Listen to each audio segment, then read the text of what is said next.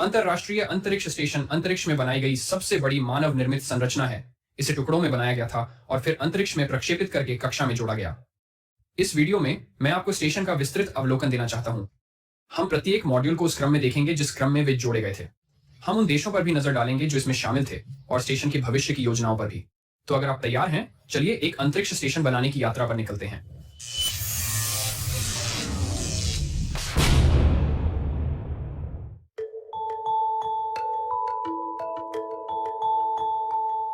अंतरराष्ट्रीय अंतरिक्ष स्टेशन या आईएसएस बनने में कई साल लगे। 1984 में संयुक्त राज्य अमेरिका ने स्पेस स्टेशन फ्रीडम नामक एक परियोजना घोषित की। ये कुछ चित्र हैं जो मूल स्टेशन का वास्तविक रूप दिखाते हैं। इसे कभी भी ऐसा नहीं बनाया गया था। इसे कई बार पुनर्डिजाइन किया गया और अमेरिकी कांग्रेस ने इसकी फंडिंग को लगभग पूरी तरह से काट दिया था। तब 1983 में कई अन्य देशों को शामिल कर इसे आधिकारिक रूप से अंतरराष्ट्रीय अंतरिक्ष स्टेशन घोषित किया गया। 5 साल बाद अंतरिक्ष में निर्माण कार्य शुरू होता है। मैं आपको पूरी निर्माण प्रक्रिया दिखाऊंगा। पहले हम स्टेशन के बारे में थोड़ा और जानते हैं। यह आज का अंतरराष्ट्रीय अंतरिक्ष स्टेशन है। इसका मुख्य उपयोग अंतरिक्ष में किए जा सकने वाले वैज्ञानिक प्रयोगों के लिए होता है। स्टेशन पर आमतौर पर 6 अंतरिक्ष यात्री मौजूद रहते हैं। वे आमतौर पर हर 6 महीने में बदलाव करते हैं ताकि अंतरिक्ष में अधिक समय न बिताएं। स्टेशन का आकार एक अमेरिकी फुटबॉल मैदान के बराबर है। यह पृथ्वी के वायुमंडल के बाहर स्थित है। इसे निम्न पृथ्वी कक्षा कहते हैं। यह बहुत ऊंचा नहीं है, खासकर जब कुछ उपग्रह यहां से काफी दूर तक चक्कर लगाते हैं। आईएसएस को पृथ्वी का चक्कर लगाने में केवल लगभग 22 मिनट लगते हैं। वह लगभग 28,000 किलोमीटर प्रति घंटा है। समय के साथ आईएसएस की ऊंचाई धीरे धीरे कम होती जाएगी। अगर कुछ न किया जाए तो अंततः स्टेशन पृथ्वी के वायुमंडल में प्रवेश करते समय जलकर नष्ट हो जाएगा। इससे बचने के लिए स्टेशन को अंतरिक्ष में बने रहने के लिए समय समय पर पुनः प्रोत्साहित करना चाहिए। अब भाग ले रहे मुख्य देश हैं संयुक्त राज्य अमेरिका, कनाडा, रूस, जापान और यूरोपीय अंतरिक्ष एजेंसी के कई देश। चलिए स्टेशन के मुख्य भागों को जानते हैं। इंटीग्रेटेड ट्रस स्ट्रक्चर स्टेशन की रीढ़ की हड्डी की तरह है। यह सौर पैनलों को बिजली उत्पन्न करने के लिए थामे रखता है। रेडिएटर पैनल ये स्टेशन से गर्मी निकालते हैं और अन्य उपकरण और विज्ञान प्रयोग भी जुड़े होते हैं। ये हिस्सा नीचे प्रेशराइज्ड मॉड्यूल्स में है, जिससे अंतरिक्ष यात्री बिना स्पेस सूट के यहाँ रह सकते हैं और काम कर सकते हैं। रूसी मॉड्यूल्स मिलकर रूसी कक्षीय खंड बनाते हैं। दूसरी तरफ को United states on orbital segment कहा जाता है।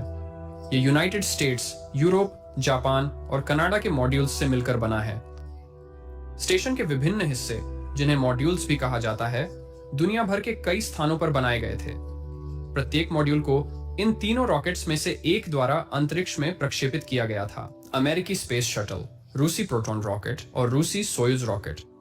अंतरिक्ष में पहुंचने के बाद इसे जोड़ने का समय आ गया। ये आपके सामान्य लेगो सेट की तरह नहीं है। आईएसएस को पूरा होने में थोड़ा ज्यादा 1 दशक का समय लगा। प्रत्येक रेखा स्टेशन में एक नए मॉड्यूल का प्रतिनिधित्व करती है। चलिए शुरुआत से ही शुरू करते हैं। स्टेशन का पहला हिस्सा रूसी मॉड्यूल है, जिसे झारिया कहा जाता है। यह सौर पैनलों से ऊर्जा प्रदान करता है और स्टेशन को हिलाने पर प्रणोदन भी प्रदान करता है। सामने 3 डॉकिंग पोर्ट हैं और पीछे 1 है। ये हिस्सों को स्टेशन से जोड़ने के लिए उपयोग होंगे। दूसरा मॉड्यूल अमेरिकी है और इसे यूनिटी या नोड 1 कहा जाता है। इसमें भविष्य के मॉड्यूलों से जुड़ने के लिए 6 डॉकिंग पोर्ट हैं। यहाँ एक विशेष टुकड़ा है जो अलग अलग डॉकिंग तंत्रों के बीच जोड़ने के लिए है। इसे प्रेशराइज्ड मेटिंग अडेप्टर कहते हैं या संक्षेप में PMA। यूनिटी को PMA-1 और PMA-2 के साथ लॉन्च किया गया था। ये जुवेजदा सेवा मॉड्यूल है। ये जीवन समर्थन प्रणालियां प्रदान करता है और रूसी कक्षीय खंड का कार्यात्मक केंद्र माना जाता है। इसमें 3 डॉकिंग पोर्ट और एक पीछे की ओर डॉकिंग पोर्ट भी है। अगला Z1 ट्रस है। यह स्टेशन के लिए उपकरण रखता है। यह मुख्य ट्रस का हिस्सा नहीं है, पर इसने एक अस्थायी माउंटिंग स्थान प्रदान किया, जैसा कि हम यहाँ देखेंगे। इसके बाद PMA-3 को यूनिटी के निचले हिस्से में जोड़ा गया। एक अतिरिक्त होना हमेशा अच्छा होता है। P6 ट्रस को अस्थायी रूप से Z1 ट्रस के ऊपर लगाया गया था। इसमें पहले सौर पैनल के पंख शामिल हैं। यह बढ़ते स्टेशन को जरूरी ऊर्जा प्रदान करता है। रेडिएटर पैनल भी लगाए गए थे ताकि स्टेशन से अतिरिक्त गर्मी कम हो सके।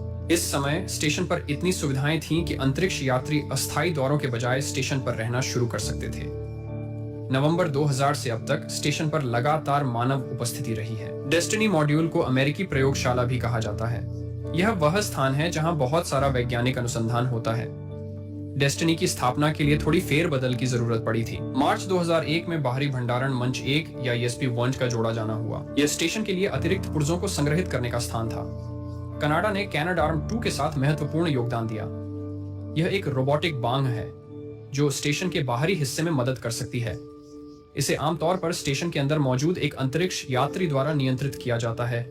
इस बांह के दोनों सिरों को विभिन्न मॉड्यूलों पर पाए जाने वाले इन ग्रैपल फिक्सचर्स में से एक से जोड़ा जा सकता है। क्वेस्ट एयरलॉक अंतरिक्ष यात्रियों को कुछ घंटों के लिए सुरक्षित रूप से बाहर कदम रखने देता है ताकि वे EVA का प्रदर्शन कर सकें, जिसे स्पेस वॉक भी कहा जाता है। यह रूसी मॉड्यूल पिर्स के नाम से जाना जाता है।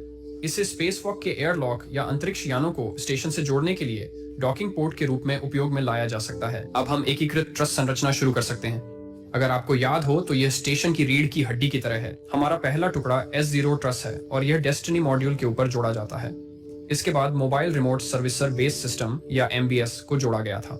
यह मंच ट्रस के साथ चल सकता है और विशेष रूप से उपयोगी होता है जब कैनाडार्म-2 जोड़ा जाता है। इसके बाद S1 ट्रस को जोड़ा गया, फिर P1 ट्रस को। S का मतलब स्टारबोर्ड होता है और P का मतलब पोर्ट होता है।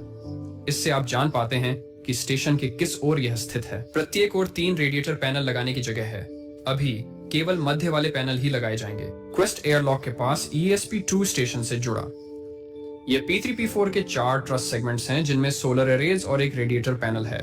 छोटा P5 ट्रस यहाँ अंत में है। स्टेशन को संतुलित करने के लिए हमें कुछ पैनल्स को सिकोड़ना होगा। अगले साल ट्रस के दूसरे हिस्सों को भी जोड़ा गया, ESP-3 नीचे, और फिर P6 ट्रस को अंतिम स्थान पर ले जाया जा सकेगा। कुछ और रेडिएटर पैनल्स तैनात करने का समय आ गया है। हार्मनी मॉड्यूल को नोड 2 भी कहा जाता है। ये डेस्टिनी के अग्रभाग से जोड़ा जाएगा। पहले हमें कुछ और पुनर्व्यवस्थित करना होगा। हार्मनी में 6 डॉकिंग पोर्ट्स हैं जो स्टेशन के आगे विस्तार की अनुमति देंगे। फिर कोलंबस मॉड्यूल आता है जो एक यूरोपीय प्रयोगशाला है। अब हमें कुछ और रोबोटिक्स मिलेंगे जो कनाडा द्वारा निर्मित हैं। यह एक अंतरिक्ष रोबोट है जिसे डेक्स्ट्रे कहा जाता है। यह ग्रैपल फिक्सचर्स से जुड़ सकता है जिनका उपयोग कैनाडार्म-2 द्वारा किया जाता है। वास्तव में डेक्स्ट्रे तब सबसे उपयोगी होता है जब यह कैनाडार्म-2 के अंत में जुड़ा होता है। सबसे बड़ा मॉड्यूल जापानी प्रयोग मॉड्यूल है जिसे किबो के नाम से भी जाना जाता है। ये कई टुकड़ों में स्टेशन तक पहुंचा। इसमें अपनी खुद की रोबोटिक बांह भी है। अंत में हमारे पास S6 ट्रस है, ट्रस खंडों का आखिरी हिस्सा। अब हम थोड़े और अंतरिक्ष स्टेशन जैसे दिखने लगे हैं। ये सौर पैनल घुमाए जाएंगे ताकि वे सूरज की ओर मुख कर सकें। इससे पैनलों को स्टेशन के लिए अधिक ऊर्जा उत्पन्न करने में मदद मिलती है। जापानी प्रयोग मॉड्यूल में एक आखिरी चीज जोड़ी गई है। इसे जापानी एक्सपोज्ड फैसिलिटी कहा जाता है। इससे अंतरिक्ष के निर्वात में अनुसंधान करना संभव होता है। रूसी मॉड्यूल पोइस्क पिर्स के बहुत समान है। यह रूसी अंतरिक्ष यान के डॉक करने का एक और स्थान था। यह पहला एक्सप्रेस लॉजिस्टिक्स कैरियर है, ELC-1। ये स्टेशन के सही ढंग से काम करने में मदद के लिए हार्डवेयर स्टोर करने की जगह है। ELC-2 यहाँ ट्रस के ऊपर इंस्टॉल किया गया। ट्रैंक्विलिटी मॉड्यूल, जिसे नोड 3 भी कहा जाता है, यूनिटी के किनारे जुड़ा है। ट्रैंक्विलिटी के निचले हिस्से में एक छोटा कमरा है जिसे कपोला कहते हैं। इसमें 7 खिड़कियां हैं जिनसे बाहर का नजारा देखा जा सकता है। प्रत्येक खिड़की पर एक ढक्कन होता है जिसे इस्तेमाल न होने पर बंद किया जा सकता है। फिर एक और रूसी मॉड्यूल आया जिसे रास्वेत कहते हैं। इसका इस्तेमाल सामान स्टोर करने और एक अतिरिक्त डॉकिंग पोर्ट के रूप में किया जाता है। लियोनार्डो मॉड्यूल सामग्री और कचरे के भंडारण के लिए उपयोग किया जाता है। यहाँ कचरा जमा होता रहेगा जब तक इसे स्टेशन से हटाया नहीं जाता। ये ELC-3 और शोर हैं। यह एक विज्ञान प्रयोग है जिसे अल्फा मैग्नेटिक स्पेक्ट्रोमीटर कहा जाता है। इससे एंटीमैटर जैसे दुर्लभ कणों का अध्ययन किया जाता है। स्टेशन में हाल ही में जोड़ा गया एक नया हिस्सा बिगेलो एक्सपेंडेबल एक्टिविटी मॉड्यूल है, जिसे संक्षेप में BEM कहते हैं। यह प्रक्षेपण के दौरान कम जगह घेरता है और स्टेशन से जुड़ने के बाद खुलाया जाता है। BEM यह देखने के लिए एक प्रयोग है कि क्या इस प्रकार की तकनीक काम कर सकती है। आईकमीशन ISS के लिए फंडिंग केवल 2025 तक ही है, पर उम्मीद है कि इसे बढ़ाया जाएगा। उसके बाद स्टेशन के हिस्सों का उपयोग अंतरिक्ष में अन्य परियोजनाओं के लिए किया जा सकता है। मैं इस वीडियो को बनाने में मेरी मदद करने वाले पेट्रियन पर मेरे समर्थकों का धन्यवाद करना चाहता हूँ। यह आखिरी बार नहीं होगा जब आप मुझसे अंतरराष्ट्रीय अंतरिक्ष स्टेशन के बारे में एनिमेशन देखेंगे। बने रहिए और नीचे कमेंट्स में बताइए कि आप अगले में क्या देखना चाहते हैं। मैं जेरेड ओवेन हूँ। देखने के लिए धन्यवाद।